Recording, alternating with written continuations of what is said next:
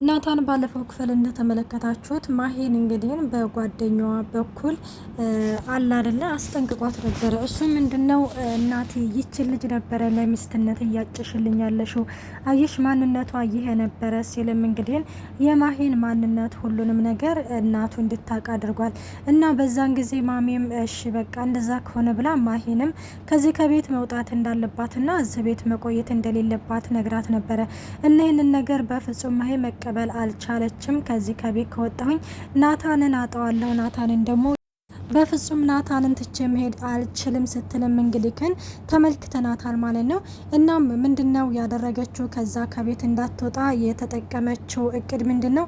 ራሷን ማጥፋት ነበረ። እናም እንዳያችሁት እንግዲህ መርዙን አንስታ ጠጥታ ነበረ። እናም ራሷ አንስታ ትወርቃለች። የናታን እናት እንግዲህ ደርሳ ማሂን ልታድና ችላለች። እንግዲህ ኖሬ ድረሱልኝ ስትልም ነበር ማለት ነው።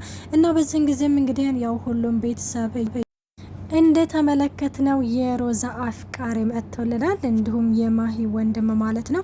እናም መጀመሪያ ላይ እንግዲህ በር ሲቆረቆር ስትከፍትለት በሩን በጣም ነበረ ፈዞ ነበር የቀረው። ምክንያቱም እናቴ ሔዋኗን አገኘ። እናም ፈዞ እንግዲህ እንደቀረበት ምንድነው ምን ፈልገህ ነው ስትለው በማለትም እንግዲህ በጣም አለ አይደለ የሆነ ተደነጋግሮ ነበረ ማለት ነው። እና በዚህን ጊዜ እንግዲህ እናታቸው ስትጮክ ይሰማሉ። እንግዲህ እየሮጡ ሲሄዱ እንግዲህ እየሮጡ ሲሄዱ እንግዲህ ማሂ ራሷን ስታ ወርቃለች። እንግዲህ በአፏ ኮረፋት እየደፋት ነበረ። ምክንያቱም መድኃኒቱን ከኃይል በላይ ነበረ እየወሰደችው።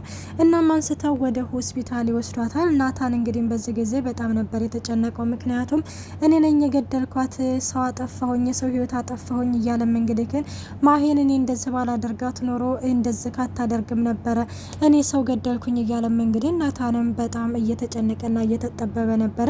እና በዚህ ጊዜ ሮዛና ሰላም ደግሞ አንተ ምንም ያደረግከው ነገር የለም፣ ምንም ያጠፋው ነገር የለም፣ ስለዚህ ምንም መጨነቅ የለብክም በማለትም እንግዲህ እያረጋጉት ነበረ።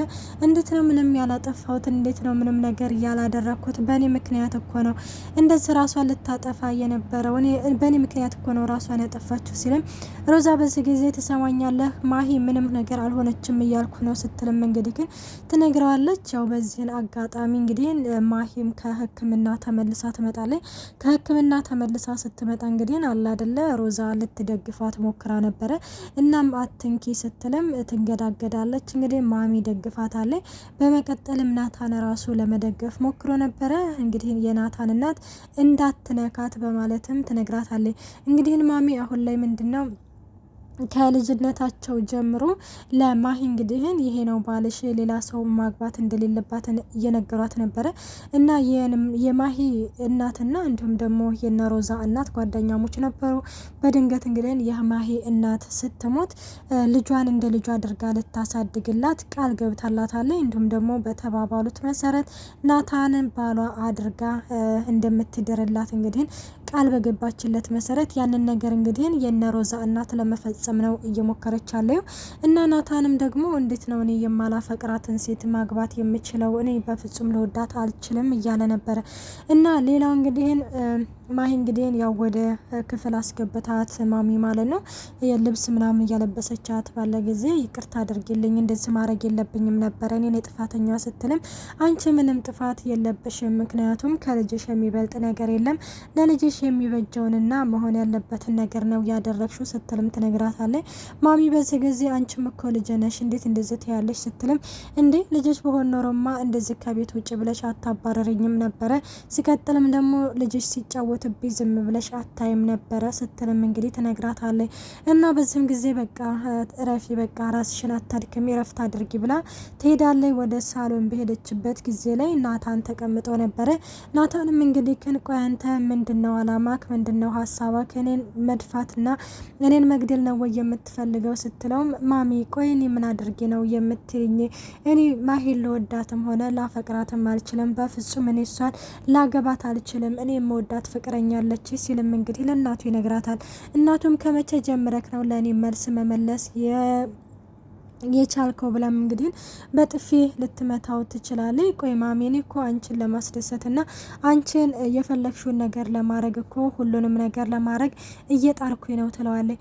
እና በዚህ ጊዜ እንግዲህ ግን ምንድን ነው ያለችው? ይኸውልህ እኔን ማጣት የማትፈልግ ከሆነ እንዲሁም እኔ እንድሞት የማትፈልግ ከሆነ ማሂን በወደቅ ሳይሆን በግድክ እንድታገባት እፈልጋለሁ ስትልም እንግዲህ ግን አጭር ማስጠንቀቂያ ሰጥታታለች።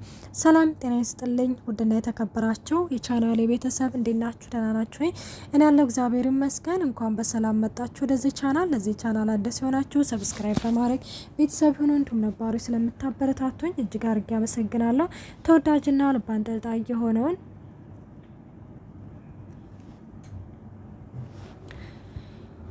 ሮዛ ድራማ ይዘንላችሁ ቀርበናል።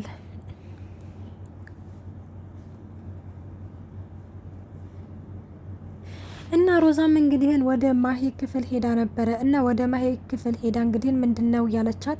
ይኸውልሽ ሮዛ እኔ በአሁን ጊዜ መጨቃጨቅ በጣም አልፈልግም ደክሞኛል ስትላትም ባክሽን ልጨቃጨቅሽ አይደለም የመጣት። ቆይ አንቺ ምንድነው አላማሽ? ምንድን ለማድረግ ነው የምትፈልጊው? ስትላትም እንግዲህ ይኸውልሽ ወደሽም ጠላሽም ናታን ጊዜ ይፈጃል እንጂ ናታን የኔ ነው የግሌ ነው ስትልም እንግዲህ ትነግራታለች። እና በዚህ ጊዜ እንግዲህ ትሰሚኛለሽ? ይኸውልሽ ወንድሜ ሸመኛ ነው አውቃለሁ፣ ግን ደግሞ የሚከፈለው መስዋዕትነት ከፍዬ ቢሆንም ወንድሜን ከምትወደው ሴት ጋር አደርገዋለሁኝ እንጂ ከአንቺ ጋር በፍጹም እንዲሆን አልፈልግም ስትልም እንግዲህ ቃል ትገባላታለች።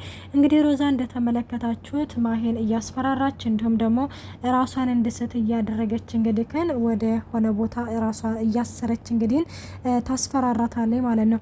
እናም ስታስፈራራት እንግዲህ ያው በዛም ውስጥ ሆና ማሄ እንደተመለከታችሁት ናታንን በፍጹም መተው አልቻለችም። በፍጹም በቃ መቼም ቢሆንም አልተውም ናታን የኔ ነው እንግዲህ እያለች ያለው ማለት ነው።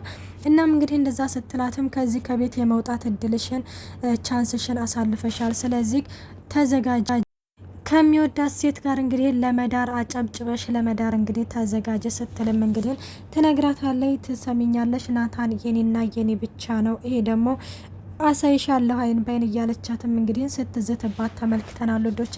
እና ሌላው አሁን ላይ እንግዲህ ምንድነው ሰላም እንግዲህ አንደኛ ሴት ነኝ ያለ አይደለ እድሜ እንግዲህ ያሳስበኛል እያለች ነበረ። ምክንያቱም እናቱ እንደተመለከታችሁ ከማሂ ውጪ ሌላ ሴት በፍጹም እንዲያገባ እየፈቀደችለት አይደለም። ስለዚህ ይሄ ነገር እንዴት ነው የሚሆነው? እንዴት ነው ሊሆን የሚችለው? እያለችም እንግዲህ ሰላምዬ ናታንን እያማከረችው ነበረ። እና እንግዲህ አሁን ላይ ሰላምዬ በጣም በሀሳብ ተጨንቃለች።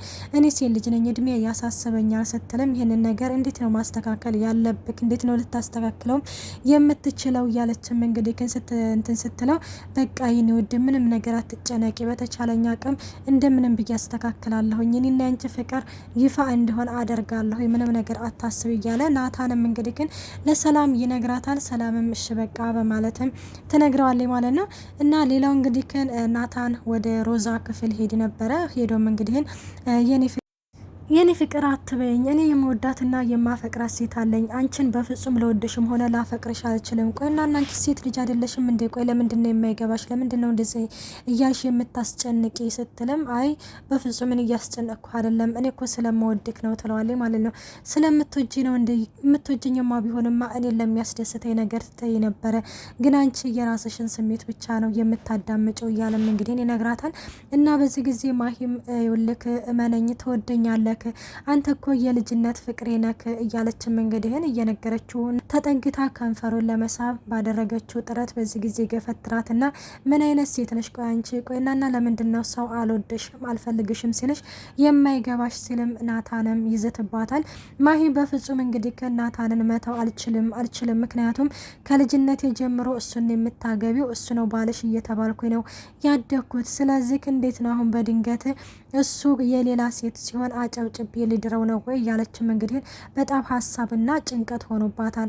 እና ሌላው እንግዲህ ያው ሮዛ ወደ ሰላም ጋር መጣ አለ አይደለ በሻይ የሚጠጣ መንትን የእንቅልፍ መድኃኒት ማለት ነው። ምክንያቱም እንቅልፍ እያስተኛች ሮዛ ሌላ ቦታ እየወሰደቻት ነበር። ግን አሁን ላይ ግን ይሄ ድርጊታቸው በተደጋጋሚ የሚደረግ ከሆነ ሮዛ ላይ ማሂ ትነቃባታለች ብዬ ነው የማስበው። እናም በናታን ሻይ ብርጭቆ ልትጠጣ ስትል ሰላም ማሂ ትመጣለች። ማሂም እንግዲህ ግን እንዴት ነው በናታን ሻይ ብርጭቆ የምትጠጭው ብላ ነጥቃም ያንን ሻይ ትጠጣዋለች እና ራሷንም እያዞራት ነበረ። በዚህ አጋጣሚ እንግዲህ ሁሉንም ነገር ለማሚ መናገር አለብን ብለው ወስነዋል። እንግዲህ ይነግሯታል ማለት የናታንና የሰላም ፍቅር ይፋ ያደርጉታል ወይስ አያደርጉትም የሚለውን ደግሞ በቀጣይ ፓርት ይዘንላችሁ እንቀርባለን። እስከዛው መልካም ቆይታ ባይ